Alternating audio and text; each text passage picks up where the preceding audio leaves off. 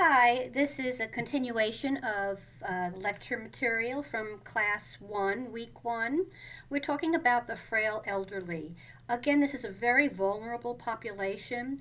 These individuals have a very diminished reserve and they have a decreased ability to respond to any extra stress in their lives. They have problems coping with declining functional abilities, and their overall energy level on a day to day basis is diminished. So, um, any additional stress puts these individuals at risk for problems. This population, the frail elderly, are also at risk for elder mistreatment and the need for institutionalization. This is a from your Lewis text. It's an acronym, SCALES, to keep the nurse aware of some of the important features to assess on individuals regarding their nutritional status. The frail elderly are extremely at risk for malnutrition and hydration problems, so we certainly want to help prevent any complications in this area. Just a point of interest, most older adults, just a normal physiological change of aging, have a blunted thirst mechanism, so hydration becomes a major concern. Communities in the United States have a pretty good structure in terms of providing social support for older adults. The primary preferred support group for older adults continues to be family and friends. We have to keep in mind that as populations age, their support group might be aging as well, and very often caregivers of older adults are over the age of 65 themselves. So we need to keep that in consideration when we're addressing the needs of this population in the home environment, in the community. There's also the semi-formal forms of support include your clubs, your churches, your senior citizen centers, and organizations that older adults might belong to. So, for example, they belong to the Y and they're part of the Silver Sneakers group. So that would be considered a semi-formal form of social support. And then more formally, we've got social welfare agencies, government support, and the healthcare facilities.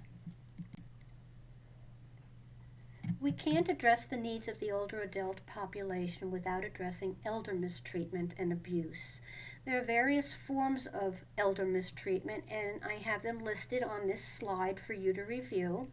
Um, Elder mistreatment and abuse include both intentional acts, all right, acts that are done intentionally that are abusive or mistreating an older adult, and there also include acts of omission, not doing or not caring for an individual who needs our assistance.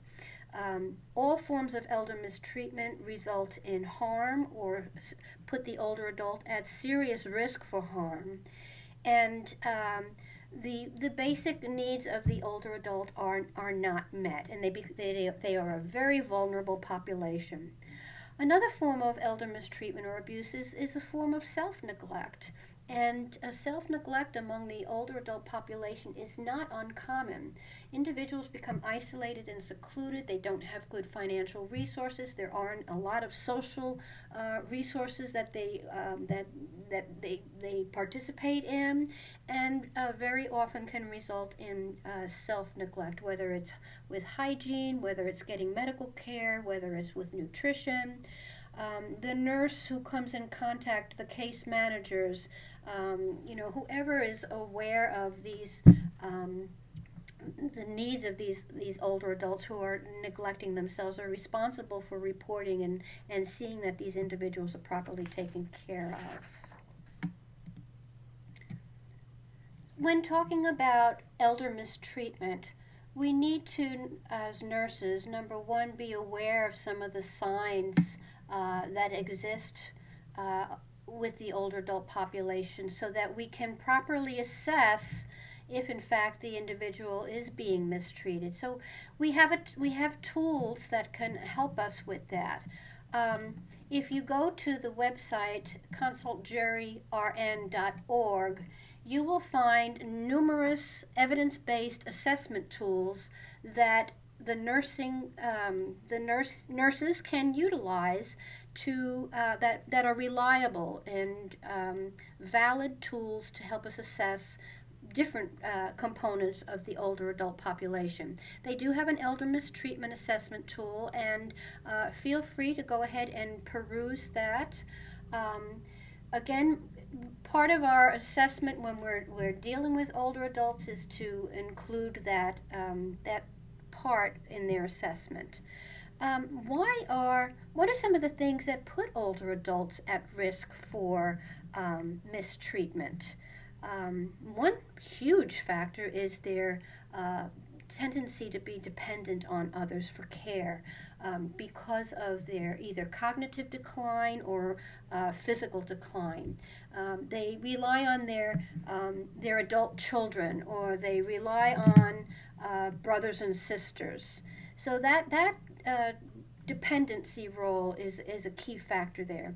They also may have psychiatric diagnoses. They might be involved with substance abuse, and again, decreased social support. So nurses are in a key role to detect and report both suspected or actual abuse.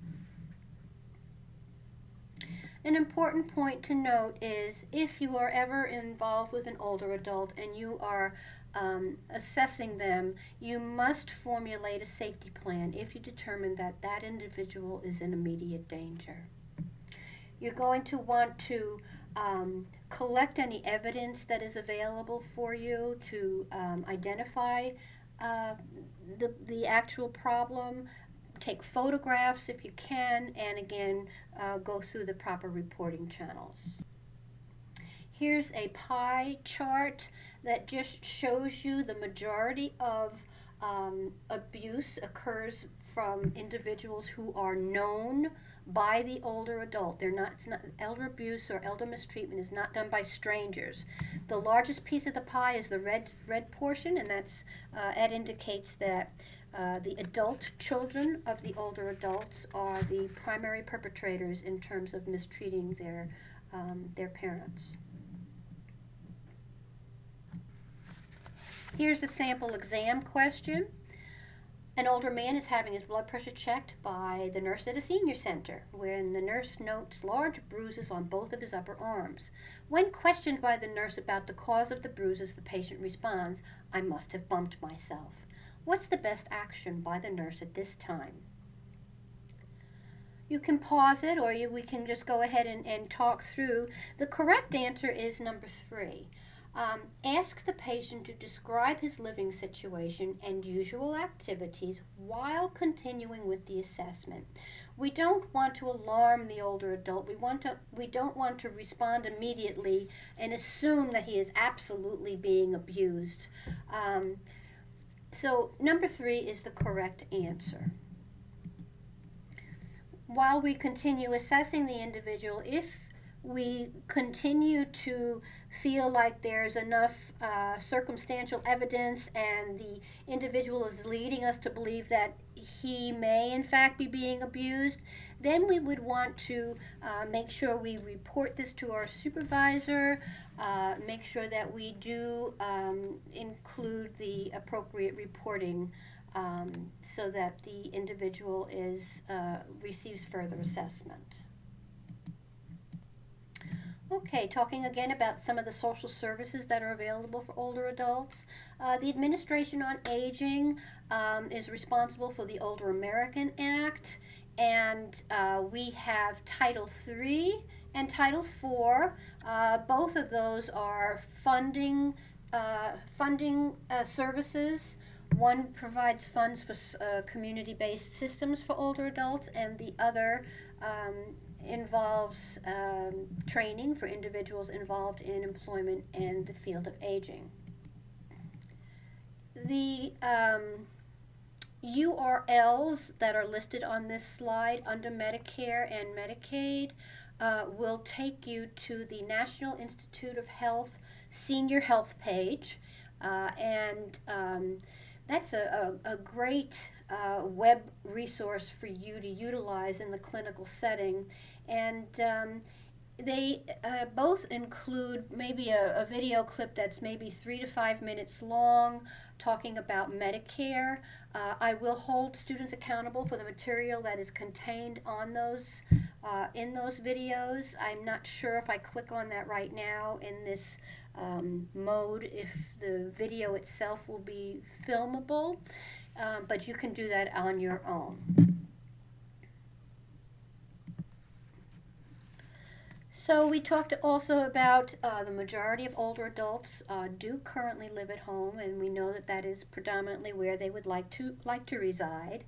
Um, but what are some of the other care alternatives for older adults? And then, as I'm looking at this slide, what is wrong with this slide? I have it flip-flopped.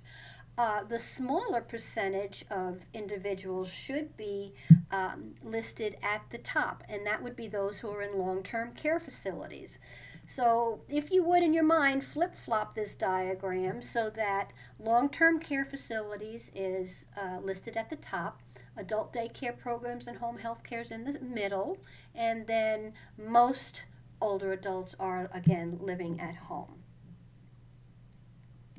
Okay.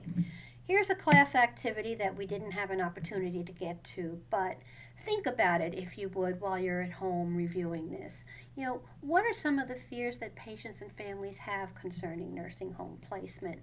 You know, I picked some pretty, not so pretty slides to show here, perhaps. You know, what are some of the concerns that we have? What are we so afraid of about nursing home placement? And then think about what role nurses can play in helping to reduce the impact of institutionalization on the older adult and his or her family. So look at these images, and now let's go look at these images instead. Again, you know, it doesn't have to be all negative. Not all older adults live in nursing home and live in a vegetative state and have poor levels of cognition. You know, the majority of older adults live good, happy lives, successful, continue to be productive and active. And I think we need to imprint these types of images in our own brains to help approach the older adult with a more positive attitude.